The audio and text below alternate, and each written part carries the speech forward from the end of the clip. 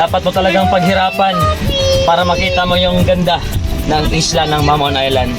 Yan o. Crystal clear. Budget friendly lang to na ano. Woo! Welcome to Corregidor! So kailangan mo maglakad ng mga kalahating oras para marating mo yung mismong spot.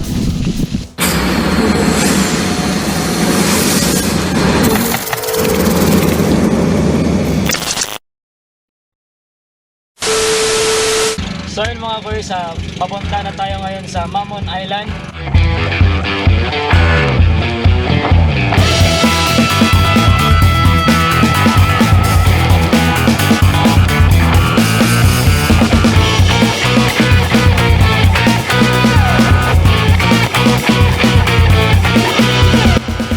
So yun mga boys, nandito na tayo ngayon sa Mamon Island. Singgawi. Kailangan pa rin nating mag-minor kasi maraming laking mga corals dito.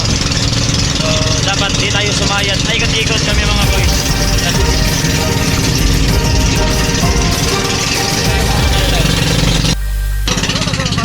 So yun mga boys, natapos na rin natin yung challenge natin sa pagdaong dito sa Mamon Island. Para tayo nakikipaglaro sa mga corals dito na sobrang lalaki. Tanyo naman, dapat mo talagang paghirapan para makita mo yung ganda ng isla ng Mamon Island. Yan o. Crystal clear. At kay kuya. Ang napakaganda dito sa Mamon Island mga boys kasi hindi masyadong crowded. Pagdaong nyo dito, meron agad kayong masasalubong o merong sasalubong sa inyo na mga aso. Tingnan nyo, nakalinya pa sila. So, tara, explore na natin yung Mamon Island. Let's G!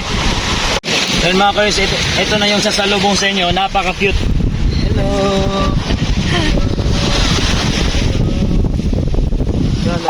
Napaka-maamo. Sobrang init pero ang sarap sa mata. Sarap pakinggan ng mga tunog ng alon dito sa Mamon Island.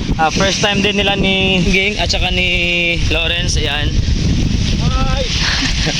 Mas maganda kasi yung wala masyadong tao para mas na-enjoy mo yung island. So ayun ang mga boys, ito na yung pinapahanda natin na budol fight dito sa Mamon Island. Ito na. Budget friendly lang to na ano. Mamon Island. Thank you. So ito na mga boys oh. Yan. Kami lang po yung namalengke kanina sa halagang mga 1,300. So ito na yung kinalabasan ng food natin. Yan oh. Meron tayong syempre saang yellowfin na isda, tapos may kinilaw din, at syempre itong pork na inihaw, at meron din tayong fruits, yan o, mangga, at syempre di mawawala itong kumbaga appetizer, itong itlog maalat. So yun mga boys, kainan na dito sa Mamon Island. Gusto ko lang magpasalamat sa lahat ng nagsusuporta sa channel ko, sa mga taong nagtitiwala sa akin, sa mga taong patuloy na nanonood sa mga videos ko about sa travel. Yung goal ko kasi gusto kong ma-share din sa iba yung lugar na hindi masyadong napupuntahan ng mga tao. Gusto ko rin na soon pag nakasahod na tayo sa pagbablog, ay gusto ko rin na yung family ko naman yung dadalhin ko dito. Gusto ko rin na makasama ko sila lahat sa mga gala ko, sa mga gala namin ni Jen, sa mga travel namin, kasi every time na nakakakita kami ng mga magagandang spot o kung saan man kami mapadpad na lugar, talagang medyo may lungkot din ng konti kasi ako lang yung sumaya yung ganun. Gusto ko rin na matry din nila, ma-experience din nila ano yung mga na-experience ko ngayon. So salamat sa patuloy na nagsusuporta po sa akin sa YouTube channel ko.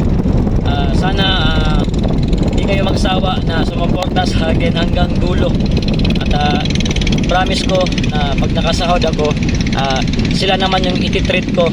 Kahit hindi pa dito sa Siargao, kahit saang lugar man, basta maisakay ko lang sila sa eroplano, yun lang.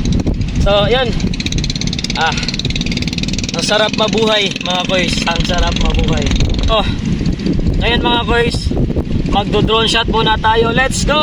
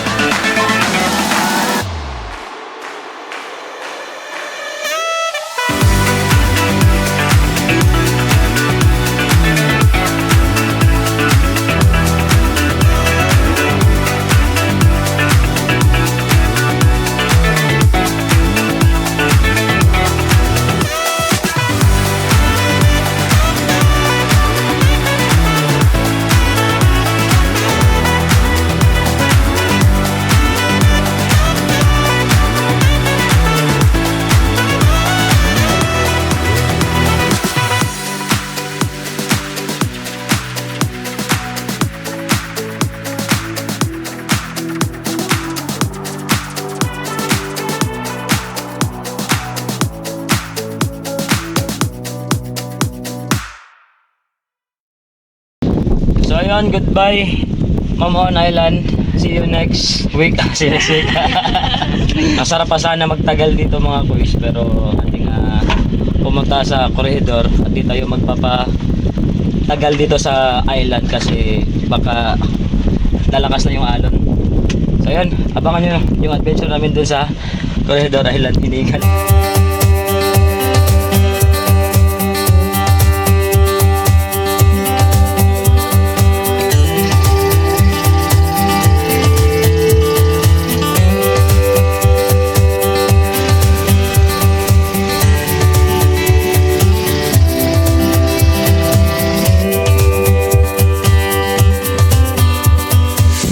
Corridor.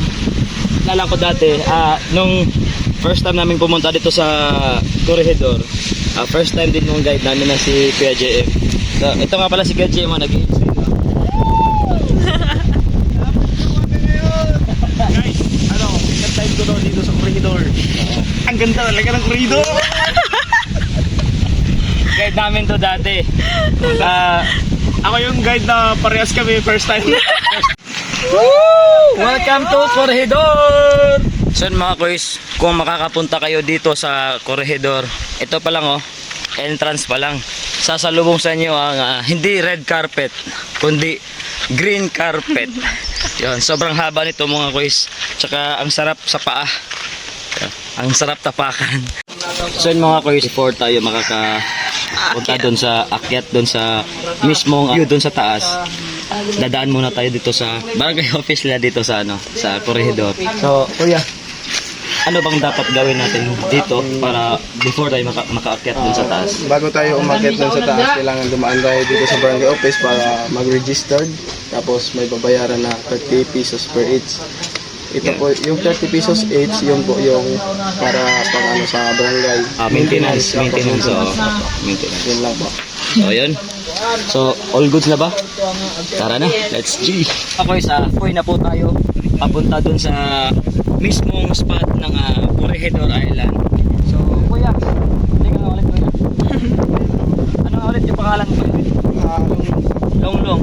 So ano yung mga lugar na yan? Ito po yung corridor. Corregidor. Ito po yung part ng Siargao. Ito Yan. po, opo. Dito po sa kabila, ito po yung part ng Surigao del Sur. Okay? At saka dito naman, yan yung Socorro. Ang sa likod niyan ay Socorro. Suhoton. Opo. Yan po. Nandito tayo sa first peak ngayon. Tapos second peak sa Nyam na Malungkot. Third peak natin ay sa Little Batanes. Little Batanes na mismo.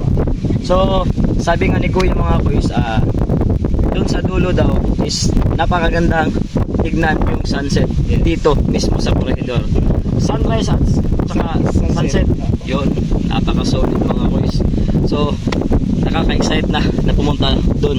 Kung gusto mong makakita ng mga magagandang view, ayan, kailangan mo talagang paghirapan. So, kailangan mo maglakad ng mga kalahating oras para marating mo yung mismong spot.